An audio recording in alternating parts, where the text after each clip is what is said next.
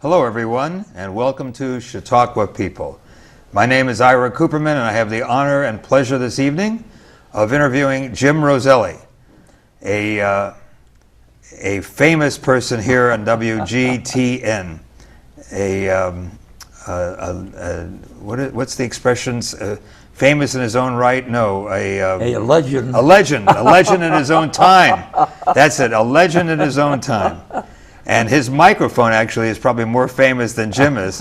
He's been using a microphone for over 60 years now here in the Jamestown area. And so it's our pleasure to have you here, Jim. And this is a turnabout is fair play because you usually do all the interviewing and you've interviewed me many times on your program. But thank you for coming on Chautauqua People. We're happy to have you here. Well, Ira, thank you very much for the invitation. I really look forward to this opportunity, because I've had the pleasure of interviewing you a number of times. You're always very kind to update me on wonderful history, your great classes that you teach at Chautauqua, and now you got a chance to get even. Right. That's right. That's the idea. That's the idea. Well, we're going to start off with a quote. I've got a quote from a paper that when you were honored this past summer, and according to this quote, you once said that if I can leave people with a little more knowledge about things they never would have known and a little more enjoyment, I'll be satisfied I did my job. Is that true? I take that attitude that I've got an opportunity to really present all of what Chautauqua represents in those interviews, and I really want the local audience to realize what's in their backyard, history in the making. Right. When you stop and think of the sacred space of the amphitheater and who has put their footprint on there and who has delivered these, I hate war speech, and what more can someone ask than to be in that environment and get the local audience to get more informed about how fortunate we are that this is in our area. And if they go away feeling they learn more about the personality, I always get a big joy out of knowing that someone immediately went to the bookstore to buy the book or wanted to know more about that particular subject. Sure. Yeah, we're fortunate to have the Chautauqua Institution here, and I know it's been here since, 1874, I believe, so it's almost been 140 years. In fact, next year, 2014, will be 140 years. It'll be our 90th year at WJTN. Your 90th year on broadcasting. Yeah, the station. The station. 1924. Wow. And it'll be my 40th year at Chautauqua. Wow. And you've been coming here since what, 1953? 1974. 1970? Yeah, it'll be the 40th year. Very good, very good. But I know you've been in broadcasting longer than that. But let's. Well, I graduated from St. Lawrence in 1949. Right. But let's. I got my diploma and went home, and I didn't have a job. Right, that's always a problem. Yeah. I had what you call audition tapes, and I had sent them out, I remember, to 5 different locations, Ira. Mm-hmm. You know, I remember sending a tape to Bangor, Maine, Pikesville, Kentucky. You know why? Why? They wanted a play-by-play basketball announcer. And you had been and I wanted to do play-by-play. You had been doing play-by-play at St. Lawrence, right? Yeah. Right. I did all the baseball, football, and basketball games. Right, right. And then I sent one to Norfolk, Virginia, and Amsterdam, New York. Mm-hmm. And I was waiting for the reply, you know. Right. And the only encouraging note I had, the letter that got me excited, was Amsterdam at a station called WCSS. And the way the letter was written, I thought, there's another letter due to say report for duty, you know. Oh, yeah. And right. I waited and military. I did get the letter, but it said, after long consideration, we decided to elevate someone on the staff to the sports position. So you didn't get the Amsterdam job. I didn't get the job. Well, that's lucky for us, lucky for Jamestown, lucky for Chautauqua that you didn't. But I know that you were considering doing something else besides going into broadcasting. What else? What other career were you looking at besides broadcasting? Well, Ira, a good part of my life was spent at the Boys Club. That was the right organization to be in town during what you call the turbulent years of teenage. All right. Right? Sure. And we couldn't have asked for a better opportunity to go to a club Right. and be active in the club. Not only physically, you know, where you play basketball and touch football and all those games, but also to learn sportsmanship. Yeah, and, citizenship, things like yeah, that, patriotism. The director's name was Robert Clements, and he was more than just a director. He was a teacher. And in fact, I got a part-time job there being program manager for the game room, you know, where the kids would Sure. be playing ping pong or billiards. Right. And I was in charge of that area. And I loved working with the kids. I really enjoyed it. And one summer I even spent as a counselor at a camp in Allegheny. And Mr. Clements actually was asking if I would want to go into the social business. And he was looking at a scholarship possibility at Springfield University Huh. in Springfield, Mass. Right, where the Basketball Hall of Fame is. Yeah, he graduated from there, and he thought, I could possibly get you a scholarship and you can go into Boys Club work. And I gave it some serious consideration. But I had that urge, Yeah. you know what I mean? You always loved sports, though, didn't you? I wanted to be a sports play-by-play Right, man. right. Well, And that was such a, you know, I was really focused on that area. right, And I just thought, I've got to try that first. right. So now you left St. Lawrence University, and you got your first job where? Where did you get your real first job? Part-time at WJTN, just part-time. Right. It really started, believe it or not, a 10-minute show on Sunday afternoon Really? called Alley Dust. Huh. You know what that means? Alley It's a Dust? bowling show. Oh, bowling. Can you imagine reporting bowling scores and trying to make that exciting? Wow. But that's what I did. Really? And it was a gentleman who owned a bowling alley, and he was kind enough to say to the station, I'll buy the show if you let Jim Roselle do it. Wow. That's a great compliment. So I That's really picked nice. up a 15-minute bowling show 15-minute show. and got started. Wow. Didn't you also have a job in Harrisburg, Pennsylvania? That was my first full-time job, In Harrisburg. first part of it. And you were doing sports in I Pennsylvania did also? play-by-play of Steelton High School football. Oh, yeah. That was big. I mean, football in Pennsylvania. Big deal. Big deal down there, yeah. Well, in fact, Ira, the first game I did was against Reading, PA. And in the backfield of Reading was a big favorite in the game. Right. They had a running back that they were, you know, very proud of.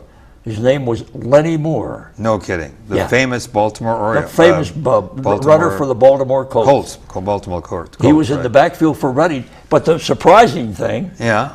we upset them, No kidding. 20-13. So Harrisburg beat Reading. Wow. Steelton beat them. Steelton. Right. That's pretty good. But you did return to Jamestown to WJTN, and I was in Harrisburg for a year and a half. But may I go back to that job? sure. Okay, the reason I want to is it was Mr. Clements, the Boys Club director, Right. who was at our club for 6 years. I told you about the 6 years of our teenage life. Right. He then moved to a position in Harrisburg Boys Club, Oh, and we missed him. sure. So he left in 1945. Right. Well, three of us in 1951 were talking, and we said, let's go visit Mr. Clements. You know, let's surprise him. Sure. So you went down to Harrisburg. So we called them, and I said, Bob, how would you like 3 visitors? You know, and Frank and Joe and me. Oh, he said, Jim, it'd be a delight. Right. So we're coming down, and we made the arrangements. And then, as just an offshoot, I just said, with your pull, would you get me an audition at a radio station? And believe it or not, Ira, we got there, we had dinner, we talked about old times, and suddenly he said, I've got an audition for you tomorrow morning. Wow. At WHGB in Harrisburg. Isn't that great? And I went there and was offered the job. But the other thing, Bob, I mean, Ira and I anytime I get this opportunity, when I told him the job was offered to me, he said, well, what do you plan on doing? I said, well, I certainly have to look for an apartment, and get organized. And he said, no, you don't have to look for an apartment. You're going to live with us. Great. What a nice guy. Wow. Ooh. Well, Wow. I mean, he knew you, and he knew you were a good guy, and you're both from Jamestown, so that's pretty good. That's pretty good. So you've been at the station now for 60 years. 60 years. You can't keep a job, right? I mean, you really can't keep a job. Terrible. Well, that's all right. And you started broadcasting from the Chautauqua Institution. What year? 1974. 1974. The reason that happened, Ira, if you're going to ask that question. By all means. Okay. I love it when somebody asks the question. Prior to that summer, right. Each summer I would look at a copy of the Chautauqua schedule. And I kept saying to myself, why aren't we there? Why aren't we doing a show? Sure. With that lineup that was available? So in 1974, when I looked at it in advance, here's the name on the program, speaker, a lecture one morning, right. Charles Goodell. Ah. Was he a senator then? No, he was congressman? He was a congressman first. He was a congressman then, right? Yeah. But Charlie Goodell was my high school class president. Oh, so you knew him. And I said, he'll give me an interview. Sure. I felt certain he would do that. Sure. So I quickly, believe it or not, I jumped in the car when I got off the air and drove up to Chautauqua and went into the office and said, I have the following opportunity. Could I broadcast from here? And they said, what do you want to do? I said, well, Charlie is going to be the speaker. Right. I'm sure he'd like the local audience. I would like the local audience to hear our former congressman. Well, he's a local boy. Local boy. Sure. Plus, remember, he was senator, too. That's right. He replaced Bobby Kennedy. That's right. And so they said, well, where are you going to broadcast from? And I said, well, I'm a little guy. I don't need much room. Just give me a corner. And we suggested the patio. So you first started broadcasting from the patio, what was then called the refectory, and now it's called the Brick Wall Cafe, right? Right. And you were sort of outdoors, you were outside. Under the Canton, right. And we could all see you, right? Right. And this year, or last year, was that the first time they moved you indoors? So, right, we started on the porch of the Hawkins building. Right. But then we had to move every Wednesday from there. Right. Remember, because of and we had to switch. Right. They have and so we felt it's best to stay in one location, Right. And this year we went to the Cove. Yeah, you're in the author's alcove. They call it. That's what they call it. The author's alcove. Right. But I think everybody follows you. I don't think it matters where you're located, because everybody at Chautauqua knows you.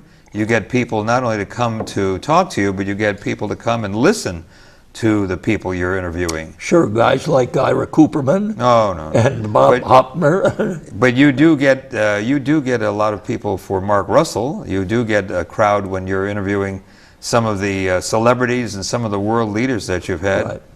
Tell us about some of the celebrities. I know you mentioned National Football League Commissioner Roger Goodell, the son of Charles Goodell. Interesting, because Ira, he was working in the refectory. He was working as a youngster? Yeah. Wow. He was working in the refectory, and when I got acquainted with him, we talked about his father, Right. And I even found some old political buttons during his campaign, and I surprised him by giving him a button or one of the advertising slogans. Sure. And he would come out each morning and literally clean around the table that you see, because people would leave napkins on there and some ketchup or whatever else. and he would clean it, and we'd be underway. And now he's the commissioner of the National Football League. Yeah, one of the most important sports figures in America, that's for sure. Who are some of the other celebrities, not world leaders, but some of the other celebrities that you've interviewed? And I know you've interviewed, I think, the late Tim Russert, who was with ABC for a long time, a famous newsman from Buffalo. Everybody remembers Tim. He died prematurely, but I think you interviewed him once upon a time, didn't you? Who, the newscaster? Tim Russert. Tim Russert from Meet the Press. Right. Yes. Right. How was he to interview, considering the fact that, like you, he usually interviewed other people? Yeah, he was very accommodating. Was he? Very. In fact, when he came to be interviewed, he said, "Do you mind? I've got to run to the post office, you know." And I certainly wasn't going to interfere with what he had to do. Right. I said, "Take your time." Yeah. And he did, and he came over and very cooperatively answered my questions about, the responsibility of running Meet the Press and the opportunity it gave him to meet and greet the people. So sure. And then his son came 2 years ago or 3 years ago. Right. He narrated the conversation between Roger Goodell and Mike Slive of the Southeastern Conference. Right. And his son's name is Luke Russert. I was there then. That was a really very popular and he's now an investigative reporter for NBC. Is he? Yeah. That's very good. Following in his father's footsteps. Yeah. That's great. That's great. What are some of the other celebrities or people that you've interviewed? Did you interview President Clinton, Bill Clinton? Bill Clinton when he was governor of Arkansas.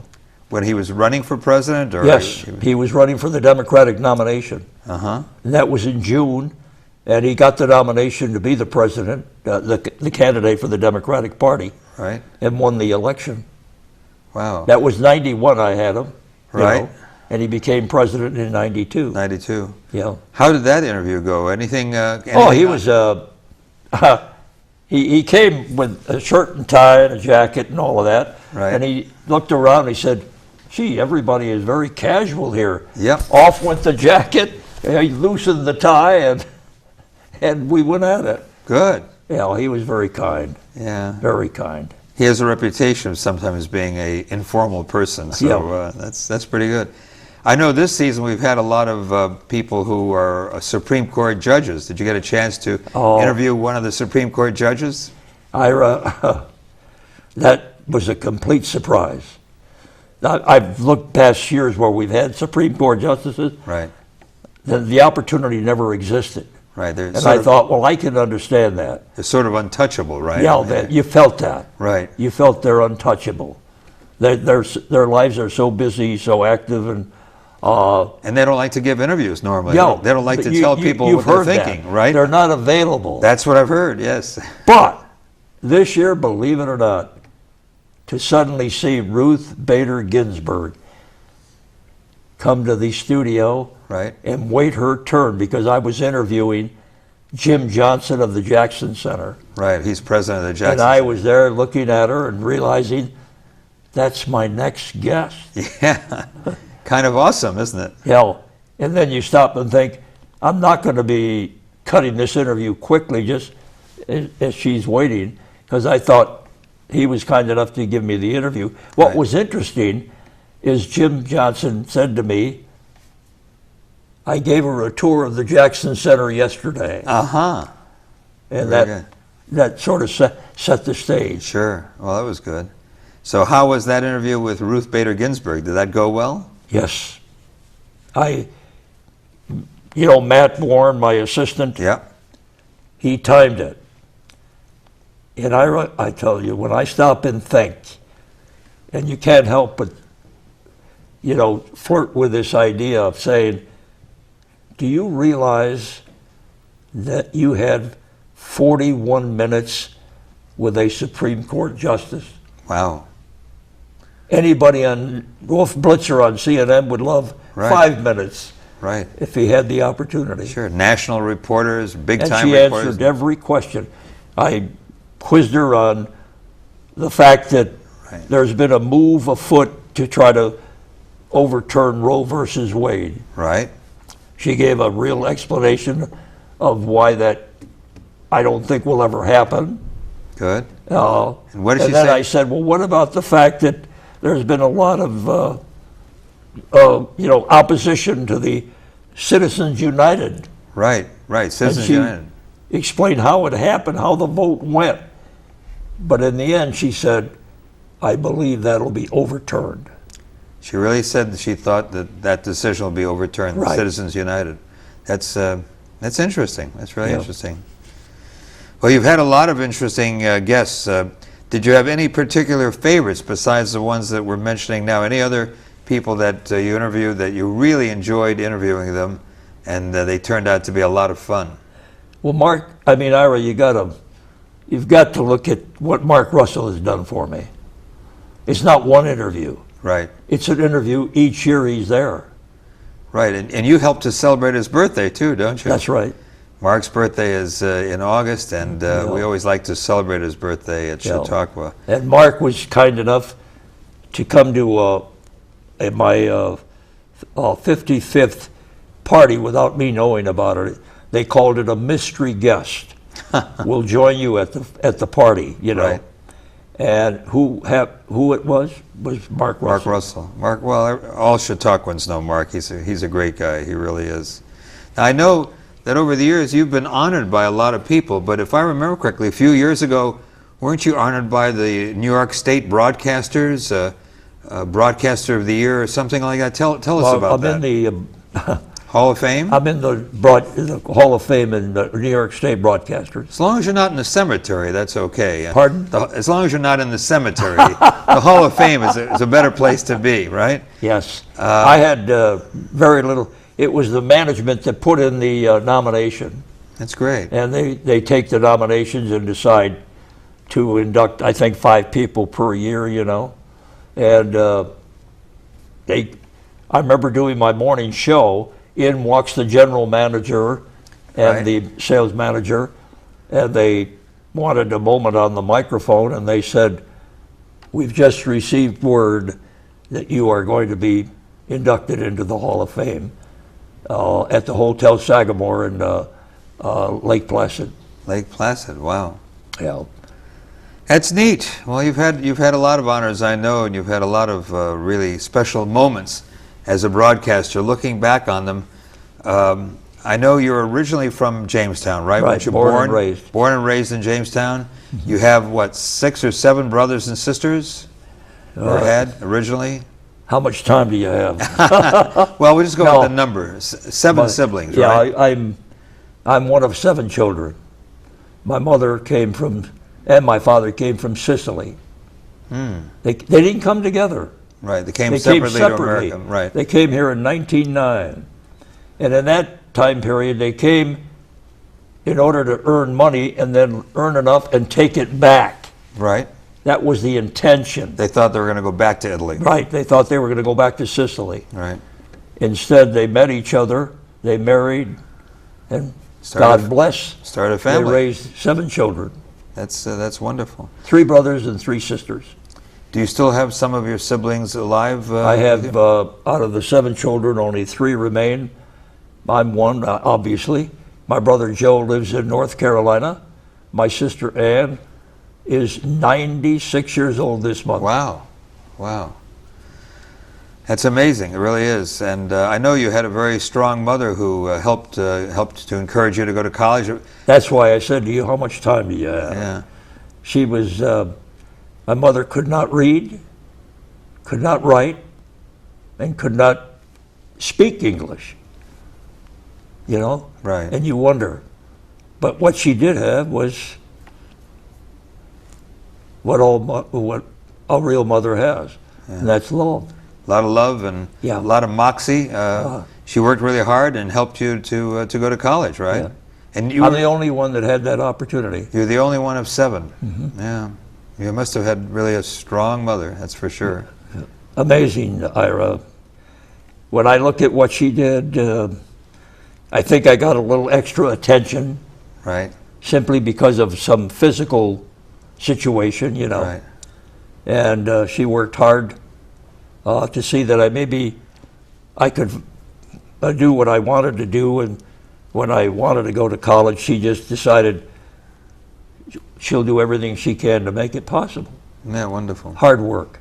That's really wonderful. It really is.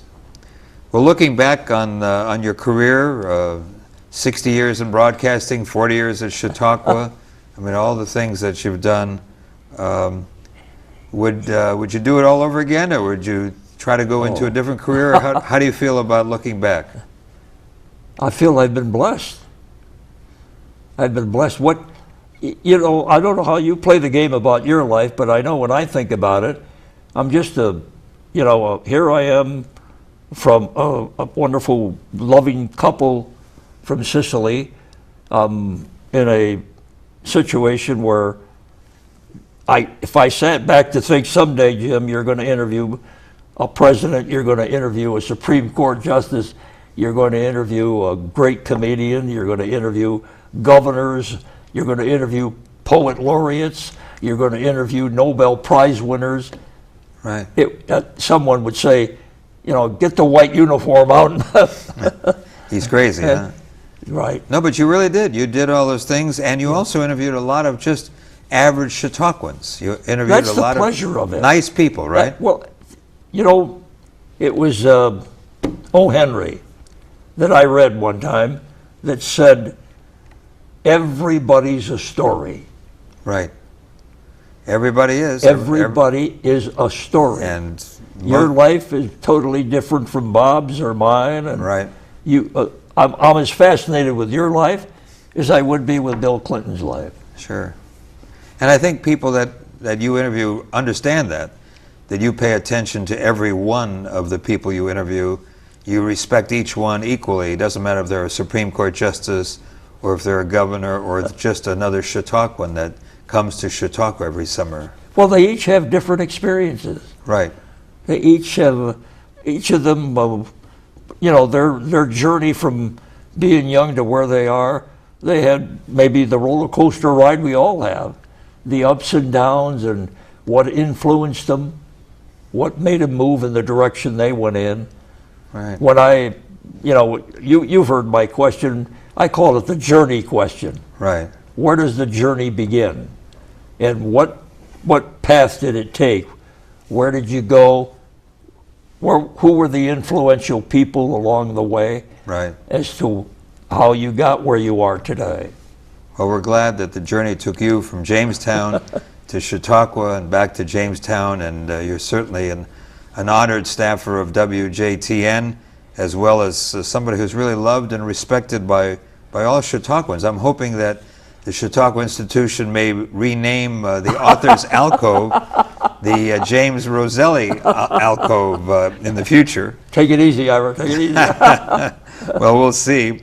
Don't have that much influence, but we like to think that we do. At any rate, you really have a record in broadcasting that's probably never going to be broken, and we congratulate you. And Jim, I thank you very much for being on the program. Thank you. It's really nice. It's an honor for us to have Jim Roselle, and we hope that those of you who are watching will tune in again to see more of Chautauqua people. This is Ira Cooperman thanking you for watching. We'll be back in 2014 and hope you will be too, and hope you'll keep coming to the Chautauqua Institution in beautiful Chautauqua, New York. Thanks very much for watching. Bye now.